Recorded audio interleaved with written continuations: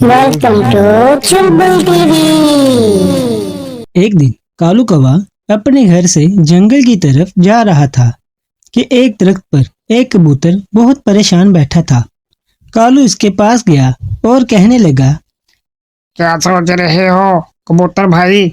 कबूतर ने कालू से कहा, क्या बताऊं भाई, मैं जब से इस जंगल में आया हूँ तब से ये सुन रहा हूँ कि जंगल में कोई किसी का नहीं हो सकता।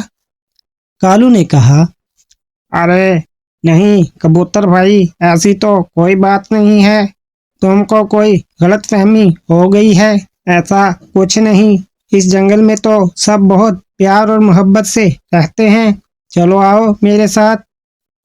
फिर वो दोनों एक चील के पास आए।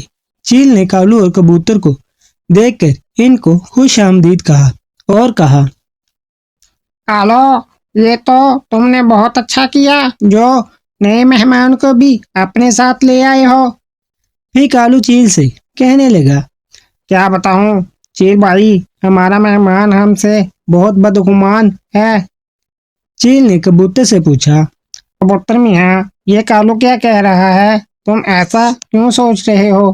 कबूतर ने चील से कहा, मैं जब इस जंगल में आने लगा था तो मुझे वहां पर एक परिंदे ने कहा था कि जिस जंगल में तुम जाने का सोच रहे हो उस जंगल में तो कोई भी किसी का नहीं, कोई किसी से बात नहीं करता और वो एक दूसरे को पसंद भी नहीं करते। बस इसीलिए मैं इस जंगल आकर इसी बातों पर गौर कर रहा हूँ कि इसने सच कहा था या झूठ। फिर चील ने कबूतर से कहा, अरे मेरे भोले कबूतर, उसने तुमसे झूठ कहा था, क्योंकि यहाँ तो ऐसा कुछ भी नहीं। यहाँ हम सब मिलकर रहते हैं और एक दूसरे का बहुत ख्याल रखते हैं। तुम अभी नए आए हो इसलिए तुमको उसकी बातें ठीक लग रही हैं। कुछ दिन यहाँ रुक जाओ, फिर तुमको पता चल जाएगा। अगर तुम यहाँ रुकना चाहो तो रुक जाना, वरना वापिस चले जाना। फिर कबूतर और कालू दोनों वहां से वापिस आ गए। कबूतर ने कालू से कहा, मुझे घोंसला बनाना नहीं आता, तुम मुझे घोंसला बना दोगे?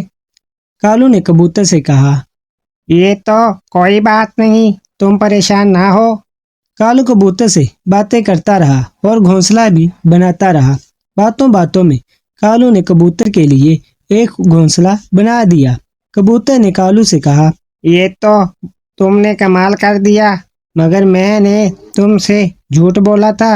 मुझे घोंसला बनाना आता है, बस देखना चाहता था कि तुम मेरी मदद करोगे या नहीं। मुझे यकीन हो गया है, तुम और चील ठीक कह रहे थे। यहाँ सच में सब मिलकर रहते हैं। मैं अब यहाँ से कहीं नहीं जाऊंगा। ये मेरे रहने के लिए बहुत सही जगह है। इसी तरह चील और कालू ने कबूतर की इस गलतफहमी को दूर कर दिया।